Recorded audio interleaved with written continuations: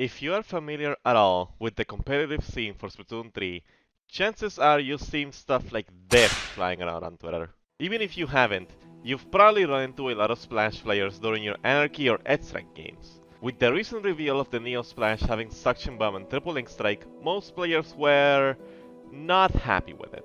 It opened a debate around which one would be better, between it and the Tentatek Splatter Shot, and a lot of people, myself included, think that the Splash outclasses it in almost every way. That made me start thinking about ways to nerf Splash as a main weapon. Then it turned into thinking about how to rebalance the entire game. So today, with the help of Livia, we are here to share our ideas on how we will rebalance the game if we were in charge of the patch notes. Keep in mind, this is only our opinions and you're free to disagree, but we will provide reasons as to why said changes are being put in. We also don't expect even half of these to actually make it into the game, but we can dream about what the game could be. Okay, for those that are not fully in touch with the competitive scene, what exactly is wrong with the meta right now? Well, the biggest problem right now is that the meta revolves around Splashamatics farming a lot of crab tanks, and the only way to be effective in this current meta is if your weapon is able to fight Splashamatics and crabs relatively well. But why is that? Well, it's because Splash and Crab are basically able to do anything they want at any time with very little weaknesses. It has insane paint, great poking power, great range with Crab. So we definitely wanted to tone some of these down. And along the way, we figured we'd give some buffs to some of the weaker options in the game right now, and make some other adjustments in areas that may need some touch-ups. So, without further ado, let's begin. Beginning with the shooter class, we want to address a problem that has been present since Splatoon 2. The infamous shooter privilege issue, or as some may call it, shooter bias.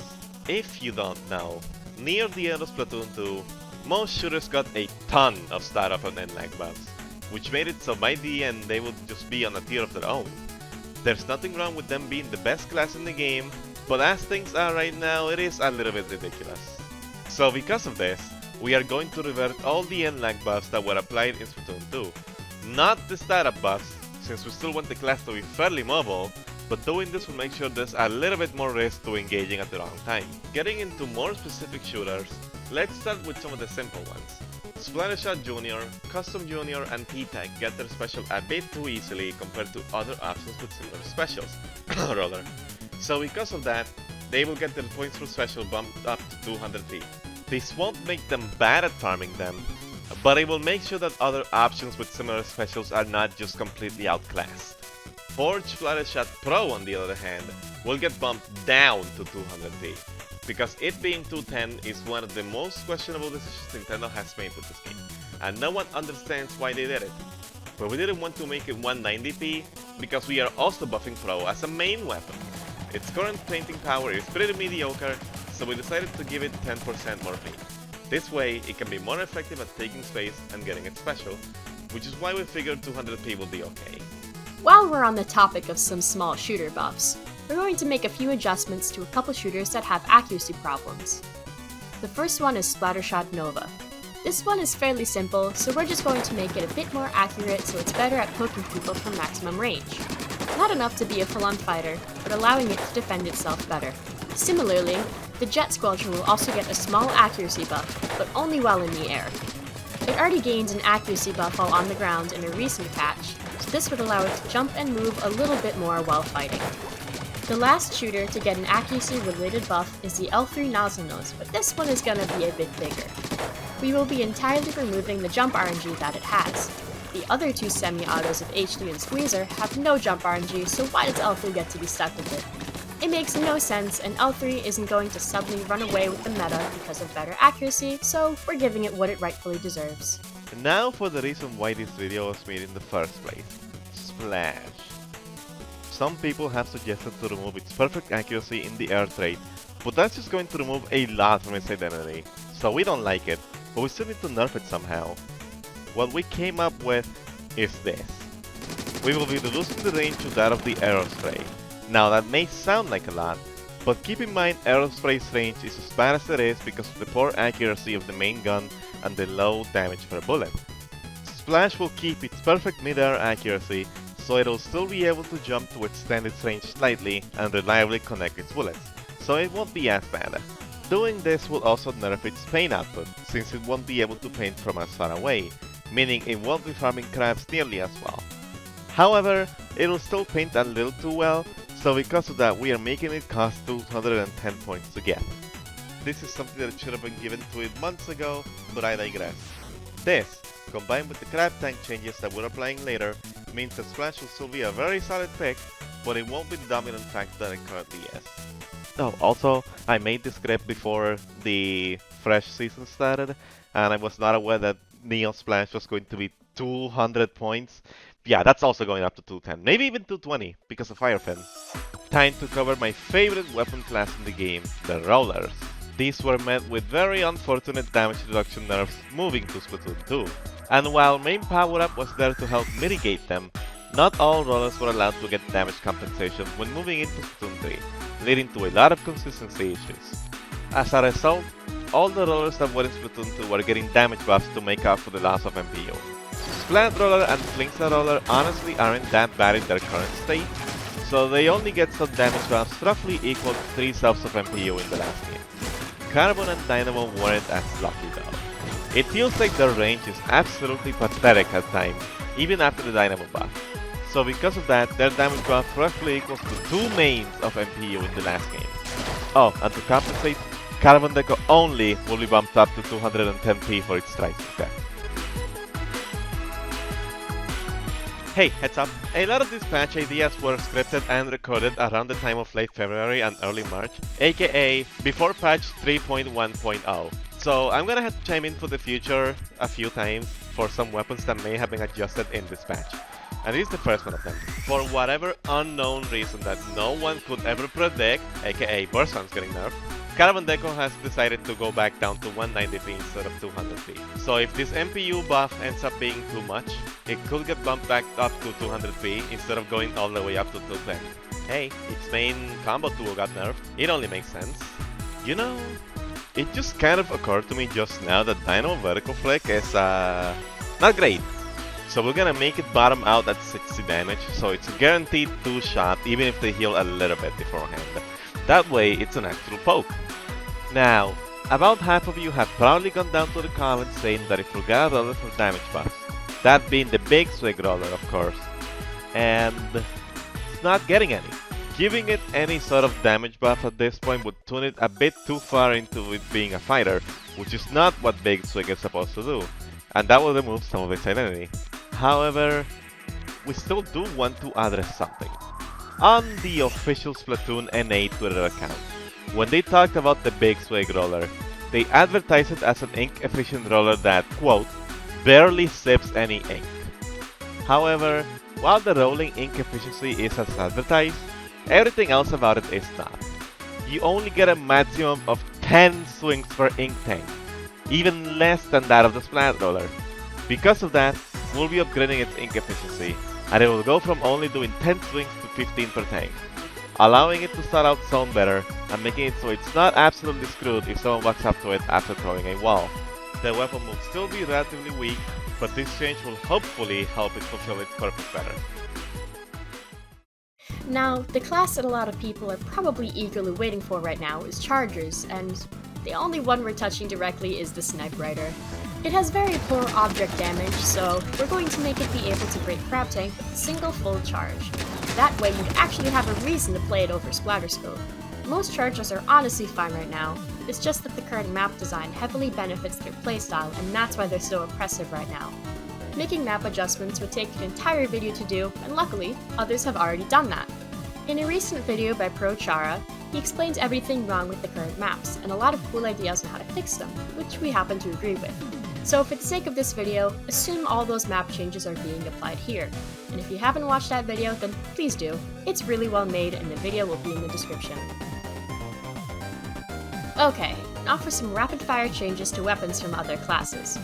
Regular Slosher will get bumped down to 190p, so it's not strictly outclassed by T-Tech. Blah Blobber's shot velocity will be increased by 5% so it is capable to actually apply some pressure from a distance without it being overboard. Sloshing Machine will finally get its hitbox adjustment, so it doesn't hit you from stupid angles, but it will be bumped down back to 200p to compensate. We'll still keep the ink efficiency nerf, so it's fair to have it for downtime. Dualies are a pretty weak main weapon right now, and their spread mode doesn't really accomplish much of anything.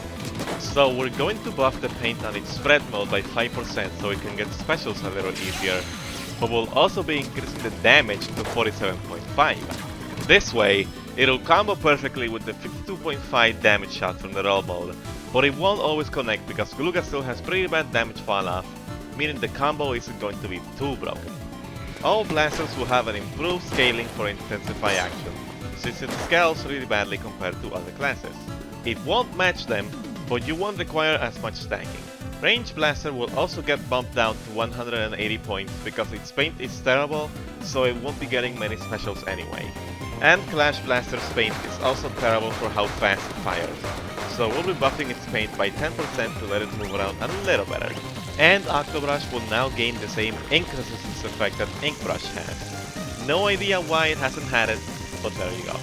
Now, for as much as Stringers incentivize jumping with the vertical shots, their charge speed in the air is pretty bad. Because of this, we'll be increasing its mid-air charge speed to about 70% of what it has on the ground. Furthermore, Reflux will get adjusted so its reticle is a bit more centered, regardless of charge. That means the 3 arrows are less spread out, which makes it worse at painting and therefore farming special, but better at combat since it'll be able to kill more reliably. Okay, chiming in from the future again. Out of all changes in here, Reflux being more centered was not one that I would think will get a pass, honestly. It is insane. Livia called this long before I even put it in the script. It is insane, but it's a reality. If you are an unfortunate fan of Brellas like me, you're probably crying right now because the entire Brella class has been struggling pretty hard for a long time now. Between the damage nerfs in Splatoon 2, poor netcode, and all the bugs and crazy multipliers in Splatoon 3, it's pretty hard to get anything actually done with them. It's a real shame because these might be arguably the coolest weapon class in the entire game, so let's fix them. To start with the universal changes, all bugs related to Brellas are now fixed. You won't be shot through the shield anymore, your tent will not just suddenly teleport across the map anymore. Everything will be okay. Furthermore, we'll be reducing the damage multipliers from Stringers, Splatanas, and Crab Tentacles, so that you can actually tank some hits without worrying about the shield breaking. All Brellas will also get a damage buff. Undercover's maximum damage will be buffed from 40 to 45, Splat Brella's minimum will go from 16.2 to 18, while the maximum goes from 81 to 90, and Tent's minimum damage will go from 17 to 18, while the max goes from 119 to 126. For the latter two, this is actually going back on a change made during Splatoon 2. And for Undercover, it's just so it has the ability to actually deal damage and apply some sort of pressure. Shield HP values will also be adjusted for 2 of the Brellas. Undercover shield will go from 200 HP to 300 HP, while Tents will go from 700 to 800. This is to ensure the shields actually have enough durability to tank hits before breaking down, and in Tent's case, it's reverting yet another patch done in Splatoon 2. With all this, hopefully the Brella class is actually able to do what it's meant to do, which is being a shooter counter while also having enough weaknesses so they don't destroy the game's meta. That's all the main weapon changes we wanted to make, so now let's talk sub-weapons.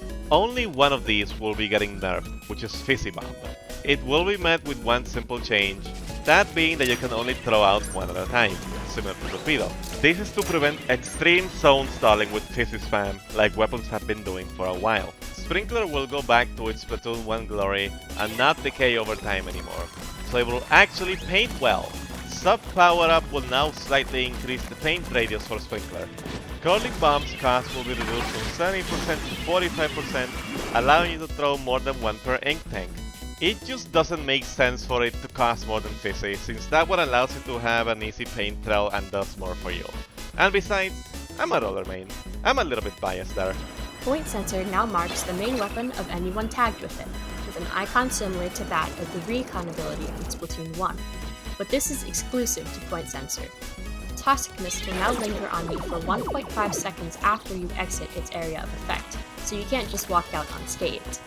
And the Angle Shooter sub will have a damage increase from 35 to 40, while also fixing the issue that it currently has where it doesn't line up at all with where your reticle is. Now we get into the real stuff, the specials. While overall special design and balance is better than in previous games, there's still some glaring issues that need to be ironed out. We'll only briefly go over the new Kraken Royale and Super Champ specials at the end of this section, since those are still relatively new at the time of making this video, and it's harder to tell how much they need, but we have some ideas. That being said though, we'll mainly be focusing on the other specials.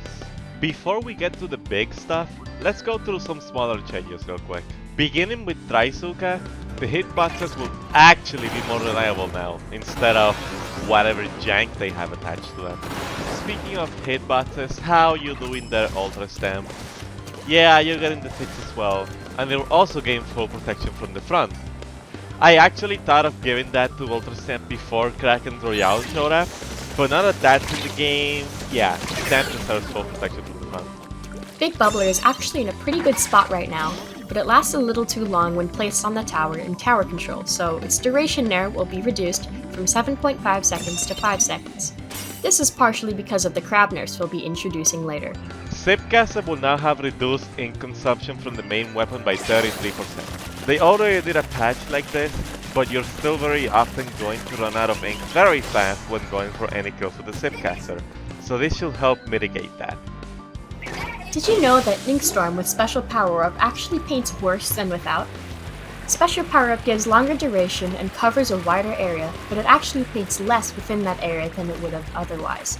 Needless to say, this is getting fixed. Booyah Bomb's armor HP will start decaying after you hold it in the air for 3 seconds. This allows fast booyahs to still be usable, but stalling with it becomes a much less effective strategy. Originally, our idea for Inkjet was just to buff its damage to compensate for its low object damage, but the recent patch made it destroy crab easier and it is still not in a great spot. Then a funny idea showed up. What if Inkjet had the same fire rate as pre-patch Splatoon 1 Inksuka? Yeah, you remember those super fast shots, right? Half the speed of Flash Blaster? That'll help both for object damage and to be better against players, though if this ends up being too busted, shot velocity might have to be decreased to compensate. Triple Ink Strike's recent damage buff is really nice against crab tanks, but it's a little too much against players. So we're going to reverse the buff, but increase object multipliers to compensate. Essentially, it'll be the same against objects, but it will no longer completely melt any player who merely grazes it. Reef Slider's end lag will be reduced to 14 frames, half of its current end lag, since everyone knows by now how easy it is to punish, and so the lethal damage hitbox will be made slightly larger as well, giving people more of a reason to actually fear it. Now for the big changes. Inkback is a very vulnerable special right now. It's very easy to focus on it and fill it up, or completely ignore it and let it waste time. So now we're giving it a new function.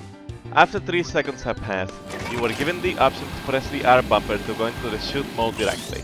However, doing this will have a 1 second delay between activation and when you can actually fire the shot. This way, you're not just stuck vacuuming nothing if you use it at the wrong time, but you can't just spam your shots and charge another one right away either. I think Omni's a weirdo because he uses 2 fingers for the bumper and I use 1, and since you have to hold ZR to actually use the suck of the ink back, I think it'd be kinda awkward to move up to the R bumper, but I don't know, apparently that's just me. Anyways, do you remember when people thought Tacticooler was going to be broken? Because honestly, I kinda miss those days. This will be met with one simple change. That means if you die while under Tacticooler's effects, then they will last for 5 seconds after you respawn, but this will not happen again if you die during those 5 seconds. This may not sound like much at first, but remember it gives you 3 pews of quicksand, so you can get to your teammate fast and get right back into action, even if it's a risky one. Alright, you guys have been waiting for this. Crab Tank. Some have argued that Crab has counterplay, but it is very hard to access said counterplay when it's shooting at you from so far away. Admittedly, some of it is because of the map design, but even still, there's no reason why it should match E-Little range. So we're bringing this down massively. In our ideal patch world, its range now matches that of the .96 Gauss. It still has okay range and can apply some pressure, but it is now much less oppressive. On the topic of counterplay though, you should get more of a reward for countering a crab. I used to think that the crab's HP and duration were directly tied to each other, so hitting it would make it last shorter.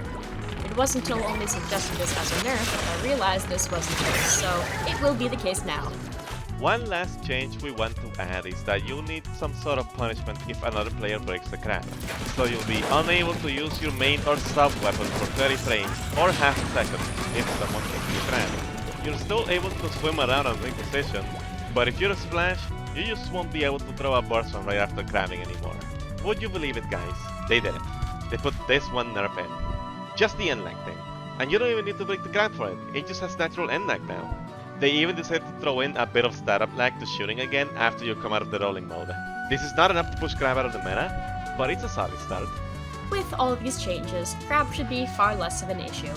It'll still be very good and versatile, but you will have a lot more options to counter it, and it won't just shut you down because it's in an unreachable spot. So, missiles are in the game, guys. Nintendo doesn't seem to want to add more missile kits, which is probably a good call, and shows how terrible that special is for the game. So, this is the only thing that will get a massive rework, and I will give credit where credit is due. I took this idea from an older channel video talking about Ink Strike returning before we knew about Tray Strike, and said video will be in the description as well. So, rework time. 10 missiles will now function like Splatoon 1 Ink Strike. You choose a landing spot on the map, and 15 missiles will fire and circle around that spot, behaving like current missiles. However, we decided to add an extra function here. You are allowed to target one and only one enemy player directly, for basically the effect of single targeting them with current missiles, even up to the count of 10 missiles. However, they are not shown on your map while targeting unless they've been applied under a location effect like point sensor. So oftentimes, you won't actually know where they are until you see the missiles go, unless you're a Flinksa and you happen to lay an ink mine around the area where you want to target anyway. The targeting reticle that's visible for the missile user has also been removed, but the targeting reticle that's visible to all players still remains. And to clarify, the current missile cooldown that it has will still apply even after the rework. So no missile spamming. This way, it is still a displacement special, and it is still a global range special, but you actually have to think about how to use it since you can no longer displace the entire enemy team for free unless they're all clumped up, allowing you to strategize further. So, in the original draft of this script, we were not going to talk about Kraken or Super Chump at all, but it's been shown very obviously that Kraken has had many problems, so we definitely need to address it, and along the way, we'll address some things about Super Chump, because why not? The first and most obvious thing, have other main weapons and specials cause more knockback to it, especially when it's riding on the tower, because right now, it feels like there's no counterplay, or at least not much counterplay, when it's sitting on the tower. So all main weapons and special, except for Crab Tank, will have more knockback against Kraken. Another thing that needs to be addressed is its duration, because dear god does it last a long time. We'll be reducing the base duration by 2 seconds, but improving the special power-up curve a little to compensate. This way, you can still get a long Kraken at the cost of some gear dependency. Super Chump is in a pretty okay spot right now, but there's just one thing that bothers me. It just bothers me that they don't explode after the game ends. I know this is only going to matter in Turf Wars, but we think it'll be better if they completed their functions, and also it's super unsatisfying. Last but not least, we want to cover some abilities, since there's a select few that could use some adjustments. These are the least likely to happen out of any of these changes, and not really that necessary, but they'd be neat to have. To start, we will suggest a very simple change to Last Ditch Effort. It will now grant 6 subs of Inksaver Main, Sub, and Recovery Up at maximum effects instead of the 8 subs that it currently gives. Thermalink has always been kind of confusing, since the weapons that would benefit the most from it, being Blasters, Machine, Explosher, and Tri-Stringer, the effect doesn't actually activate unless it's a direct hit. So that's getting fixed, and indirects will also now apply the effects of Thermalink. An ability that has always been consistently bad is Opening Gambit. It's a fun ability, don't get me wrong, but it's not great. For Turf Wars, we'll use double the timer so it's active for 60 seconds instead of 30, but we went a little more creative for Ranked. In Ranked battles, the effects will be active until your team scores at least 30 points on whatever the objective is, plus an extra 10 seconds after you score those 30 points. Any kill you get during those extra 10 seconds will extend the timer like normal, but this does not apply to any kill you get before you score 30 points. This last one's a little crazy. Drop Roller's effects normally never work out because 9 times out of 10 you will die to a bomb anyway. Because of this, we had one creative idea that will definitely never happen. During the roll animation, and only the roll animation, you will now have 20 HP of armor, but piercing damage will apply under a lower threshold, which is probably gonna be around 50 damage, and charges will still be able to one-shot you through the armor. This allows you to survive close-range catches, while still requiring you to place your Inkier and Zipcaster landings smartly, since leaving them wide in the open means charges can just destroy you.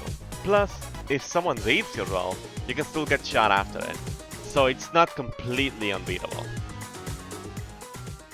Well, that's our ideas. Some of these may be a little ambitious, sure, but we generally think that making these changes will help the game a lot.